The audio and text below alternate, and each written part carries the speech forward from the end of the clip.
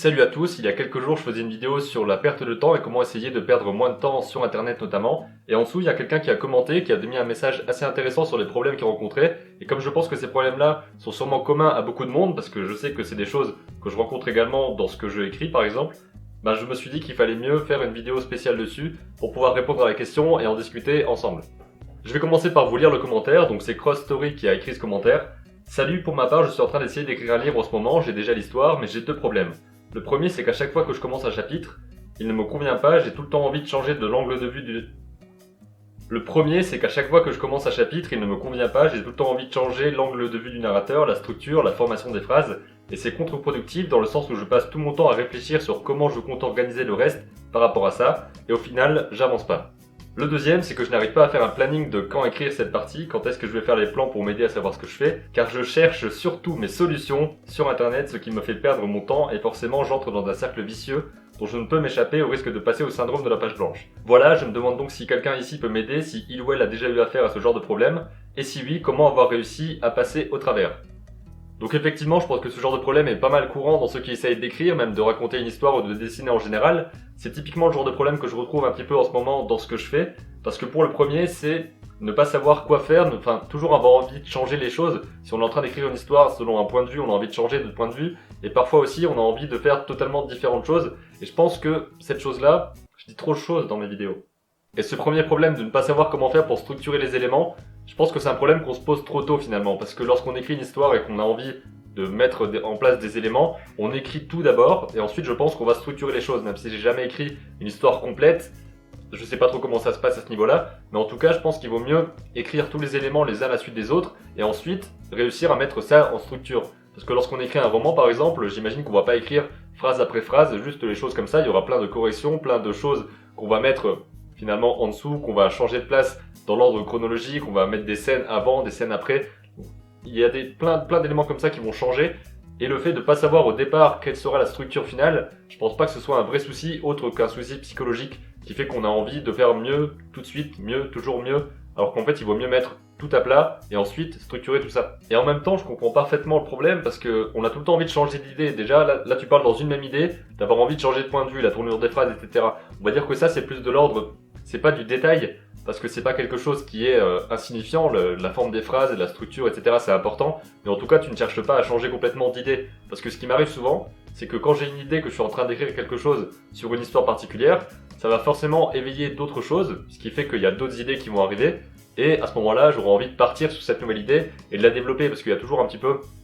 cette sorte de syndrome de la nouveauté où dès qu'il y a un truc nouveau, c'est plus excitant que ce qu'il y avait avant et on a envie d'y aller, on a envie d'apprendre cette nouvelle chose-là, on a envie de développer cette nouvelle idée alors que la première n'est toujours pas finie. Et ça peut être assez compliqué à gérer, donc je pense que dès qu'on a quelque chose qui arrive en tête et qui part complètement sur un autre sujet, au lieu d'essayer forcément de l'intégrer, de l'insérer de force dans l'histoire qu'on est en train de développer, peut-être la noter à part et la développer une autre fois par exemple.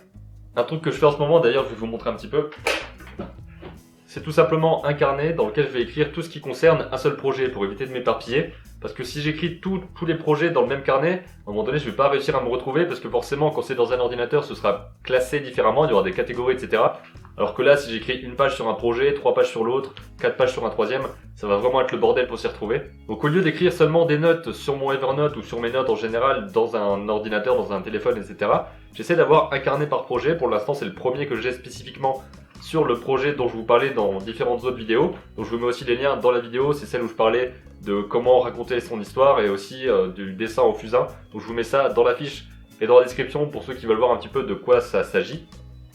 Et c'est exactement le même souci que j'ai, c'est que je sais pas dans quel ordre et dans quelle structure mettre mes événements, et ça me donne l'impression que mon histoire n'avance pas. Alors que non, elle avance quand même, parce qu'il y a des choses qui sont écrites, c'est juste que c'est pas forcément encore mis dans l'ordre, mais il faut pas être bloqué par le fait de se dire mon histoire est pas parfaitement écrite et le premier chapitre ou le premier paragraphe que j'ai écrit n'est pas spécialement cohérent du bout au bout, etc.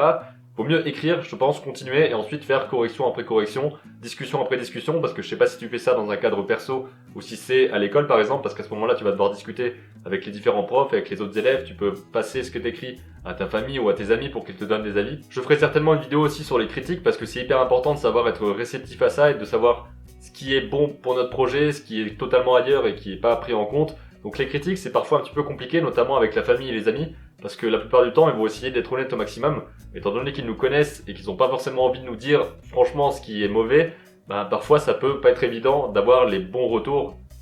de là. Mais on en reparlera certainement une fois sur une vidéo spéciale. Dites-moi dans les commentaires si ça vous intéresse d'ailleurs. Et le deuxième problème cette fois, qui a complètement un rapport avec la question de temps qui a été évoquée dans la vidéo, c'est qu'il n'arrive pas à faire un planning de savoir quand écrire. Donc là, quand il l'a dit, il parlait de quand écrire cette partie, quand est-ce que je veux faire les plans pour m'aider à savoir ce que je fais, quand est-ce que je fais tel élément spécifique dans mon histoire. Et c'est une technique comme une autre, on peut vraiment appliquer cette méthode et savoir que tel jour à telle heure on va écrire telle chose. Et je pense que le mieux c'est plutôt de définir, on va dire, une tranche horaire dans la journée, ou en tout cas un moment où on est le plus à l'aise pour écrire, dessiner, pour faire de l'animation, pour faire n'importe quoi, mais en tout cas pour faire les choses qui nous importent vraiment. Il y a forcément des moments dans la journée où on sera plus productif. Pour certains, ça va être le matin dès le réveil parce qu'on est complètement en forme et qu'on arrive à développer nos idées, qu'on a les idées beaucoup plus claires que dans la journée où on a déjà ingurgité plein de trucs avant et on est un petit peu embrouillé. Pour d'autres, ça va pas du tout être le matin parce qu'ils sont complètement comme ça dans les vapes en train de se demander ce qu'ils sont en train de faire. Et ça va davantage être le soir, une fois qu'ils ont passé la journée à faire autre chose. Le soir, ils sont plus détendus, ils peuvent écrire, ils peuvent dessiner. Donc l'important, c'est de trouver le bon moment. Le moment qui pour vous est vraiment le plus intéressant et surtout le plus productif, celui où vous avez le plus la capacité à avoir des idées, le plus la capacité à les écrire. Ça peut être des moments différents d'ailleurs, parce que je sais que les idées, ça arrive partout, n'importe quand, d'où l'intérêt d'avoir des carnets, des applications pour prendre des notes et ce genre de choses. Mais ensuite, pour la mise en place, pour vraiment la pratique, une fois qu'on a plein d'idées écrites, pour pouvoir les structurer et les mettre en place, il y a un moment dans la journée, il y a des moments aussi dans la semaine peut-être, il vaut mieux identifier lesquels sont les plus intéressants pour vous et ensuite vraiment vous appliquer à agir à ces moments-là spécifiquement. Si vous dessinez mieux le matin, dessinez chaque matin pendant une demi-heure, une heure, même 20 minutes. Si vous écrivez mieux le soir, faites attention déjà en rentrant des cours, en rentrant du travail, d'être dans un environnement qui est calme, ou si vous avez besoin de calme évidemment, peut-être que vous dessinez et que vous écrivez dans un environnement complètement pollué de son, mais ça m'étonnerait un petit peu. Il faut aussi créer l'environnement qui vous permette de faire ça, d'avoir le bon environnement, de ne pas être assailli par plein de distractions différentes. Donc on parlera certainement aussi de ça, parce que personnellement je suis dans un tout petit espace pendant toute la journée, ou en tout cas quand je suis pas à l'école, et il faut aussi savoir organiser son espace pour savoir qu'est-ce qu'on fait à quel moment de la journée. Je ferai une vidéo spéciale là-dessus, je pense, pour comment organiser son espace, son environnement, parce que c'est là où je travaille, c'est là aussi où je me détends, et c'est dans le même bocal de 9 mètres carrés à chaque fois, donc il faut savoir organiser ça pour bien faire les choses. C'est pas forcément évident tous les jours. En tout cas, voilà ce que je voulais partager dans cette vidéo. Si vous avez des réponses à cette question-là, n'hésitez pas à les dire dans les commentaires, parce que justement, si je parle de ce commentaire-là ici, c'est parce que il est forcément intéressant pour vous aussi. Il y a plein de choses qu'on peut dire par rapport à ça. Quelle est votre expérience par rapport au fait de ne pas savoir quoi écrire, ou par rapport au fait d'écrire mais d'être pas sûr de là où on va et d'avoir l'impression d'écrire que des petites choses sans structure, ou sur la manière dont vous gérez votre journée, votre planning. Est-ce que vous faites un vrai planning, ou alors est-ce que c'est juste comme ça, au moment où vous avez envie, vous le faites? C'est bien aussi, mais il faut aussi savoir un petit peu cadrer les choses pour les faire au bon moment et avoir des priorités. Je dis ça alors que je suis peut-être le dernier à faire ce genre de truc, mais en tout cas il faut que je le fasse. Si vous avez d'autres choses comme ça qui vous bloquent ou qui vous posent problème dans votre créativité, dans votre inspiration, dans l'environnement que vous avez, n'hésitez pas à poser des questions dans les commentaires, je pourrai répondre dans une vidéo spéciale, et évidemment les autres personnes pourront aussi interagir pour qu'on discute de tout ça. J'espère que la vidéo vous a plu, que ça vous a été un petit peu utile. Je vous dis à très bientôt pour une nouvelle vidéo, et d'ici là comme d'habitude, créez vos images et racontez vos histoires.